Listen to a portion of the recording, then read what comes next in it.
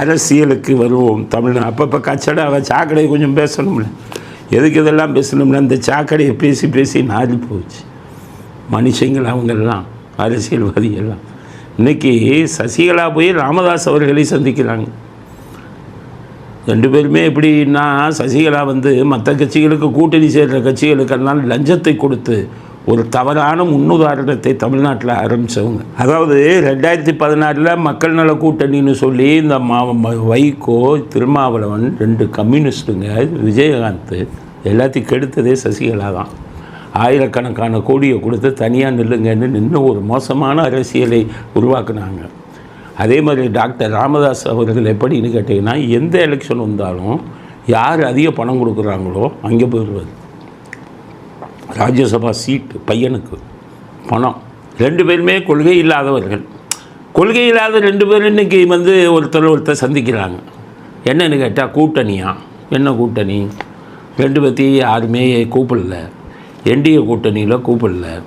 TTV தினகரனை கூப்பிட்டாங்க, சசிகலாவை கூப்பிடல. திமுக எல்லாரும் கூப்பிட்டு ஒரு சீட்டு வர்றவனுக்கெல்லாம் சீட்டு கொடுக்குறாங்க. அப்படி இருந்து சசிகலாவை கூப்பிடல. ஏன் கூப்பிடலன்னா திமுக எல்லாத்துக்கும் ரெடி. ரோட்டில் போகிறவனுக்கெல்லாம் கொடுக்குறது. சசிகலா என்ன கட்சிக்கு பேரே வைக்கலை. இந்த பக்கம் பார்த்திங்கன்னா ராமதாஸ் அவர் பணம் கொடுத்தா தான் வருவார். அதனால் அவங்க 2 பேர்த்தையும் விட்டாங்க. ஸோ இன்றைக்கி இந்த 2 பேரும் போய் ஒருத்தர் சந்திக்கிறாங்க. சசிகலாவுக்கு ஆளுயர மாலை போடுறாங்க ராமதாஸ் அவங்க இதில். சரி, 2 பேரும் கூட்டணி சேர்ந்து என்னத்தை சாதிப்பாங்க? எத்தனை % ஓட்டு விழுக போதும்? இந்த மாதிரி ஒருத்தர் சந்திச்சுக்கிட்டால் மற்றவங்க ஏதாச்சும் கூப்பிட்டு சீட்டு கொடுப்பாங்க, பணத்தை கொடுப்பாங்கன்னு நினைக்கிறாங்க. சசிகலா பணம் வாங்க மாட்டாங்க, கொடுப்பாங்க. ராமதாஸ் பணம் கொடுக்க மாட்டார், வாங்குவார். சரி, 2 பேரும் சேர்ந்துருக்காங்க. விஜய் பக்கம் கூப்பிடுவாருன்னு பார்த்தா அந்த பக்கம் என்னென்னு கேட்டிங்கன்னா சாதுரியங்கிறதே சுத்தமாக இல்லாமல் பண்ணிட்டாங்க. யாரோடையும் பேச மாட்டேங்கிறாங்க. எவ்வளோ பெரிய தலைவர்கள் இருந்தாலும் சேர்க்கறத பற்றி யோசிக்க மாட்டேங்கிறாங்க. நிறையா நான் சொல்லி அனுப்பிட்டேன், சாதுரியத்தை மாற்றுங்கள்னு. அதனால் அவங்க பக்கம் போகிறதுக்கு இடம் இல்லை. சசிகலாவும் ராமதாஸும் ஒன்றா சேர்ந்தாலும் அது பொருந்தாத கூட்டணி. 1% கூட ஓட்டு வராது.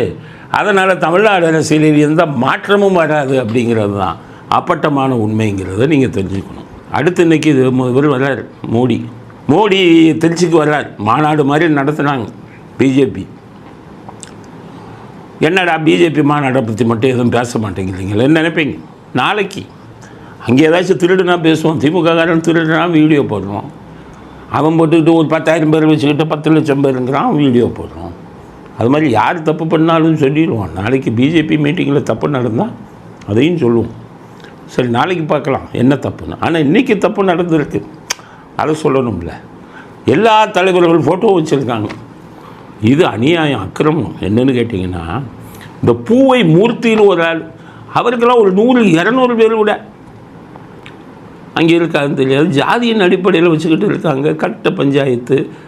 அந்த போலீஸ் ஸ்டேஷன்லாம் பார்த்திங்கன்னா திருவள்ளூர் சைடு வெறும் கட்ட பஞ்சாயத்து, அடிதடி. இதுதான் புரட்சி பாரதம். அவங்களோட கூட்டணி வைக்கிறத போன தடவை எடப்பாடி என்ன சொன்னார், மிக பலமான கூட்டணி அமைக்க போகிறோம்னு இவங்களோட போய் கூட்டணி வச்சார். மாநாட்டில் பார்க்குறேன், அந்த பூவை மூர்த்தி ஃபோட்டோ இருக்குது, மற்றவங்க ஜிகே வாசன் ஃபோட்டோ இருக்குது, ஜான் பாண்டியன் ஃபோட்டோ இருக்குது, எல்லாரும் ஃபோட்டோவும் இருக்குது. ஆனால் எடப்பாடி ஃபோட்டோ வைக்கணும். எடப்பாடி ஃபோட்டோவுக்கு பதிலாக இந்த பக்கம் எம்ஜிஆர் ஃபோட்டோவும் இந்த பக்கம் ஜெயலலிதா ஃபோட்டோவும் வச்சுட்டாங்க. அப்போ ஏதோ நடக்குதே. எம்ஜிஆர் ஃபோட்டோவையும் ஜெயலலிதா ஃபோட்டோவையும் போட்டவங்க எடப்பாடி ஃபோட்டோவையும் போடல. அதனால் எம்ஜிஆர் ஃபோட்டோவையும் ஜெயலலிதா ஃபோட்டோ போட்டவங்க ஏன்ப்பா எடப்பாடி ஃபோட்டோவை போடலன்னு எல்லோரும் கேட்குறாங்க. அது என்டிஏ கூட்டணிக்குள்ளே சில கசமுசா நடந்துக்கிட்டு இருக்கான். என்னென்னு கேட்டிங்கன்னா, சீட் ஷேரிங், தொகுதி பங்கீடு, அதில் பாஜக சைட்லேருந்து ரொம்ப அதிகம் எதிர்பார்க்குறாங்களாம். அது எடப்பாடிக்கு ஒத்து வரலையாம். எடப்பாடி 25-30க்குள்ளே முடிச்சுக்கங்கிறாங்களாம். பாஜக 50லேருந்து 60 வரை கொடுங்கங்கிறாங்க. எல்லா அதிமுக தனித்து ஆட்சி அமைக்கணும், அதனால் சீட்டு பத்தாது, நாங்கள் தான் இப்போ அன்புமணிக்கு எம்பி சீட்லாம் கொடுத்துருக்கோம், அதனால் இவ்வளோ தான் கொடுக்க முடியுங்கிறாங்க. அமித்ஷாவுக்கு கொஞ்சம் கோபம் வந்துருச்சான். நம்ம சொல்கிறது தானே கேட்கணும், அவர் இஷ்டத்துக்கு பண்ணிக்கிட்டு இருக்காரு அப்படின்னு கோபமாக பேசியிருக்காங்க. இதுக்கு இடையில் என்ன ஆயிடுச்சு, செங்கோட்டையனுக்கு வேண்டிய சில மந்திரிங்க, எடப்பாடி பக்கம் இருக்கிறவங்களே நட்பின் அடிப்படையில் செங்கோட்டையன்ட்ட பேசிக்கிட்டு இருக்காங்களாம். என்னென்னா, நாங்கள் பாஜகவை கழட்டி விட்டுறோம், நீங்களும் நம்மளும் காங்கிரஸ் திமுக பாணியில் 117 117 நின்றுடலாம்.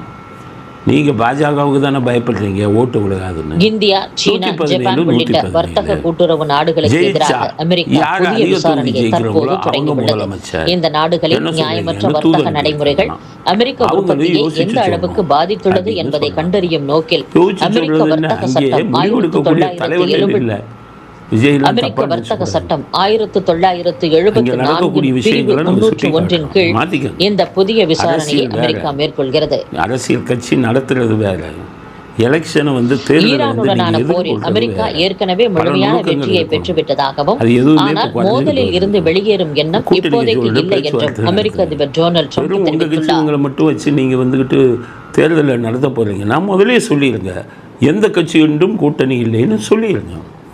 அதனால் பவன் கல்யாண் பேசுகிறாங்கன்னு செய்தி வருது, இதெல்லாம் வருது. இப்போ இவங்களோட எடப்பாடியோடையும் பேசிக்கிட்டு இருக்காங்கன்னு ரொம்ப செய்தி வருது. இதெல்லாம் உண்மையாக பொய்யா அப்படிங்கிறத சீக்கிரம் முடிவெடுங்க. இல்லை யார் வேணாமா தனியாக நிற்கிறேன்னா அதையாச்சும் முடிவெடுங்க. இன்னும் எனி டைம் எலெக்ஷன் அறிவிப்பு வந்துடலான்னு சொல்கிறாங்க. ஞாயிற்றுக்கிழமை எலெக்ஷன் அறிவிப்பு வந்துடலாம். அவங்க ஒரு தேர்தல் ஆணையம் ஒரு கோமாளி, அவன் நெருங்கிக்கிட்டு இருக்கு. மே 10 நெருக்கிக்கிட்டு இன்னும் எலெக்ஷன் டேட்டே அறிவிப்பு இல்லாமல் அவன் பாட்டுக்கு உட்காந்துருக்கான். அதனால என்ன நடக்க போகுது தமிழ்நாட்டில்ங்கிறது சில அரசியல் கட்சிகளுக்கே புரியலை. எல்லாம் தலைப்பிச்சுக்கிட்டு இருக்காங்க. இதுக்கிடையில் எடப்பாடி இந்த பக்கம் தூது விட்டார், விஜய்கிட்ட பேசிக்கிட்டு இருக்காரு அப்படின்னு கோமாயிட்டு எடப்பாடிகிட்ட கேட்டுருக்காங்க, எங்களை கேட்காம நீங்கள் எப்படி விஜய்கிட்ட பேசுகிறீங்க? அதுக்கு எடப்பாடி சொல்லியிருக்காரு, எங்களை கேட்காம நீங்கள் மட்டும் பவன் கல்யாண் வச்சு கூட்டணிக்கு பேசுகிறீங்களா இல்லையா, அது மாதிரி நாங்களும் பேசணும் அப்படின்ட்டாங்க. அதனால் எதிர்பாராத கூட்டணி அதிமுக விஜய் கட்சி கூட்டணி சேர்ந்தால் தமிழ்நாட்டை ஸ்வீப் பண்ணிடுவாங்க. திமுக ஒரு தொகுதி கூட ஜெயிக்காதுன்னு சொல்கிறாங்க. ஆனால் பாஜக அதை விட்டு விடுமா அப்படிங்கிறது கேள்விக்குறி. அதனால் இன்றைக்கி பாஜக இது முடிந்தவுடன் பூகம்பமாக வெடிக்கப் போகிறது. எப்படி எடப்பாடி ஃபோட்டோவை நீங்கள் வைக்கலை, புரட்சி பாரதம் பூவை மூர்த்தி ஃபோட்டோவை கூட வச்சுருக்கீங்க, அவரை விட கேவலமானவரா எங்கள் தலைவர் அப்படின்னு அதிமுக பாஜக இடையில் பூகம்பம் வெடித்தாலும் வெடிக்கலாம் அப்படிங்கிறது ஒரு செய்தியாக இருக்குது. நாளைக்கு மாநாடு முடிந்தவுடன் தான் விடை தெரியும். நாங்கள் என்ன சொல்கிறோம், அடிச்சுக்காதீங்கப்பா, திமுகவை யாராச்சும் தோக்கடிங்கப்பா, பலமான கூட்டணி அமைங்கன்னு தான் நாங்கள் கேட்குறோம். இது இவரே ஸ்டாலினே இதை உடைக்கிறதுக்கு முயற்சி செய்கிறாரோங்கிற சந்தேகம் இருக்குது. ஏன்னா அன்புமணி சொல்லியிருக்காரு, என் அப்பாவையும் பையனை பிரித்ததே ஸ்டாலின் தாங்கிறது, எங்களை உடைச்சதே ஸ்டாலின் தான். இந்த ஜிகே மணின்னு ஒரு தலைவர், அவர் ஸ்டாலினுக்கு நெருக்கமானவர், அவரை வச்சு எங்கள் குடும்பத்தை கெடுத்தவங்களே இவங்க தாங்கிறது. அதனால் இப்போ இந்த எடப்பாடி இவங்களுக்குள்ள தகராறுக்கும் ஸ்டாலின் காரணமானு தெரியலை. எப்படி வேணாலும் அடித்து கொள்ளுங்கள், ஆனால் ஒரு பலமான கூட்டணி அமைத்து இப்போது இருக்கும் ஆட்சியை வெளியில் வரட்டுங்க. இது எனக்காக கேட்கல, தமிழ்நாட்டு மக்களுக்காக கேட்குறேன். தமிழ்நாட்டு மக்களை காப்பாற்றுங்க. விஜயும் என்டிஏ கூட்டணி 2 பேரும் சேர்ந்து காப்பாற்றுங்க. ஒரு பலமான கூட்டணி அமைத்து விரட்டி அடியுங்கள். அதற்காகத்தான் நாங்கள் அவளை கத்திக்கிட்டு இருக்கோம்.